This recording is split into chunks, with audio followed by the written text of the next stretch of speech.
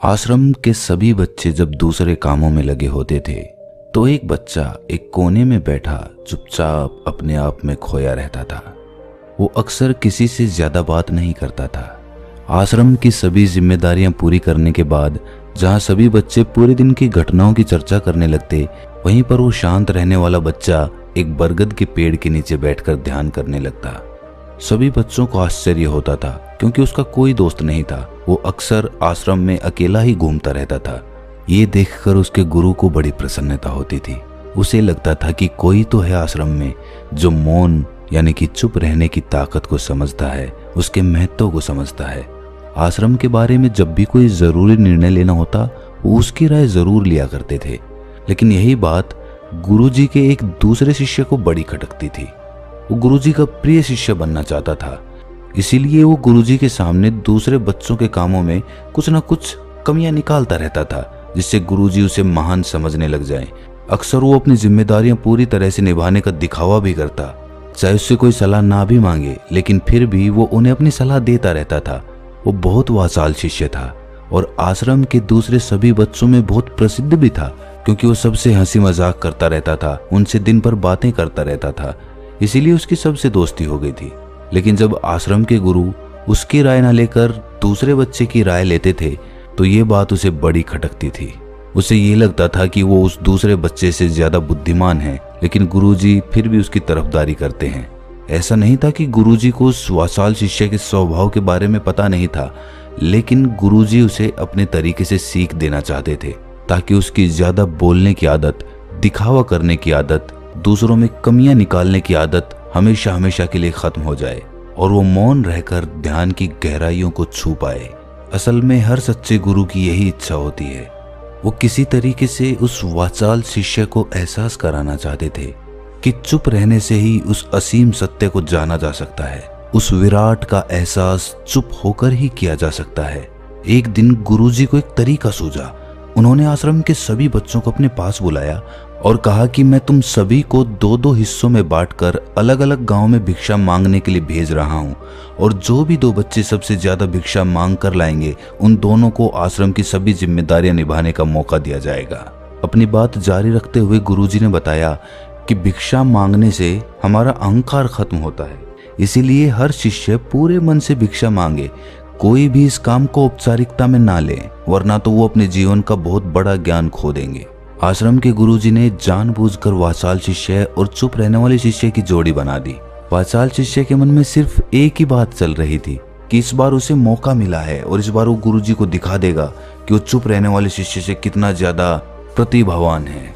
दोनों शिष्यों ने आपस में अपनी सहमति से निर्णय लिया कि दोनों गांव के अलग अलग कोनों से भिक्षा मांगना शुरू करेंगे, ताकि भिक्षा मांगने का काम जल्दी खत्म किया जा सके। चुप रहने वाला शिष्य हर द्वार पर जाकर अपने हाथ जोड़कर अपना भिक्षा का पात्र उनके सामने कर देता। उसके चेहरे पर एक सादगी और उसकी आंखों में एक एकांत होता था, जिससे भिक्षा देने वाले उसे भिक्षा देकर अपने आप को अनुग्रहित समझते थे। वहीं पर दूसरा वाचाल शिष्य हर द्वार पर जाकर उनको कुछ न कुछ ज्ञान देने लगता था, जिससे ज्यादातर लोग उसे बिना भिक्षा दिए ही लौटा देते थे। पूरे गांव में भिक्षा मांगकर जब दोनों गांव के बीच में मिले तो वाचाल शिष्य ने देखा कि चुप रहने वाले शिष्य के पास उससे दुगनी भिक्षा थी। ये देखकर उसे मन ही मन बहुत ठेस पहुंचा। लेकिन जब वो दोनों भिक्षा का सामान लेकर आश्रम की तरफ जा रहे थे, तब वाचाल शिष्य को एक चालाकी सूझी।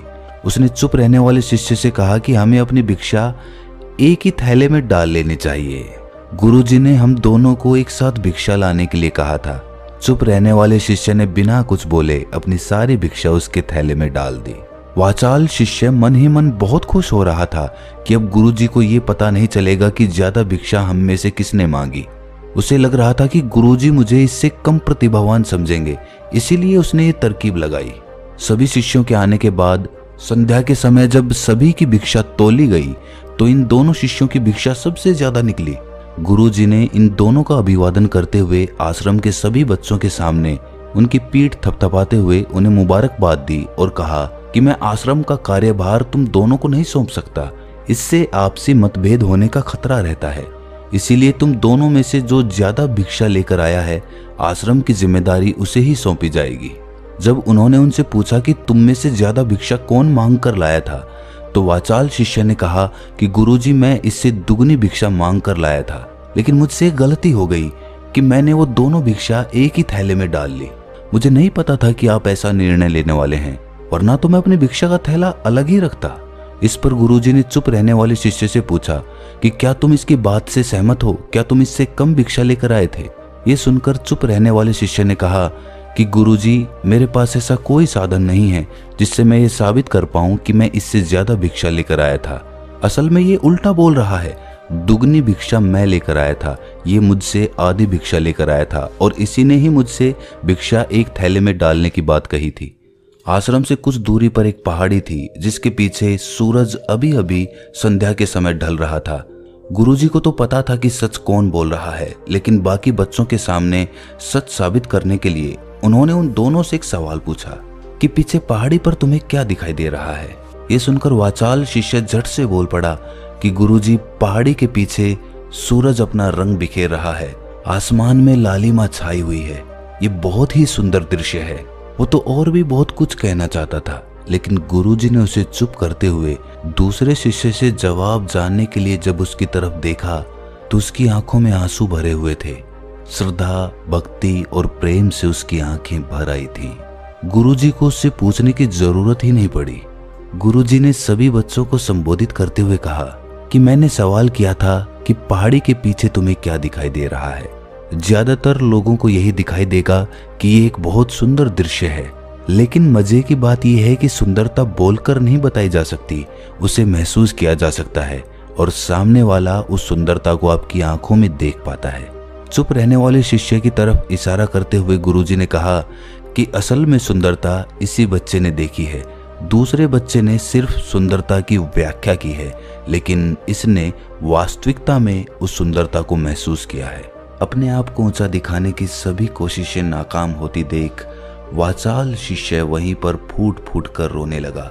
उसको चुप कराते हुए गुरुजी ने कहा कि बेटा, मुझे पहले से पता था कि तुम झूठ बोल रहे हो, लेकिन मैं तुम्हें उस झूठ का एहसास कराना चाहता था। सभी बच्चों को संबोधित करते हुए गुरुजी ने बताया कि शब्द जाल की तरह होते हैं। हमारे ज्यादा बोलने की वजह से बहुत सारी समस्याएं पैदा होती हैं। जब कोई आदमी एक बात को बढ़ा चढ़ाकर बोल देता है तो उसे सिद्ध करने के लिए वो शब्दों के जाल में फंसता चला जाता है और इसी वजह से अंतर्मुखी होने की बजाय वो बहिर्मुखी होता चला जाता है। वहीं पर जिस भी व्यक्ति को अपनी अंतर यात्रा करनी होती है उसे सबसे पहले चुप रहना सीखना होता है। जरूरत से ज्यादा बोलना या फिर हर वक्त बोलते ही रहना, ये सब हमारी अंतर यात्रा में बाधा बन जाती है। जब आप चुप रहने का अभ्यास करते हैं तो आप अपने साथ वक्त बिताने लगते हैं, जिससे कि आप अपने एकांत को जान पाते हैं।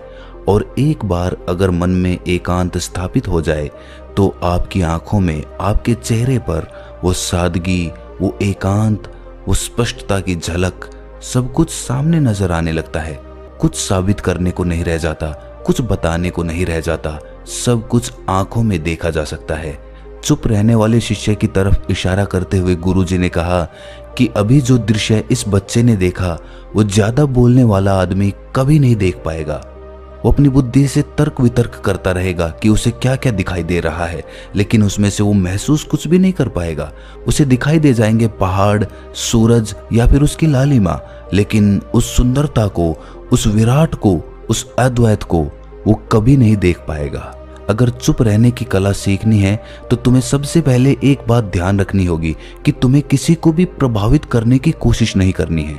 ज्यादातर लोग इसी वजह से ज्यादा बोलते हैं क्योंकि वो दूसरों को प्रभावित करना चाहते हैं, अपने आप को साबित करना चाहते हैं, और उस साबित करने के चक्कर में वो शब्दों के जाल में फंसते चले जाते हैं और धीरे धीरे वही उनकी आदत बन जाती है।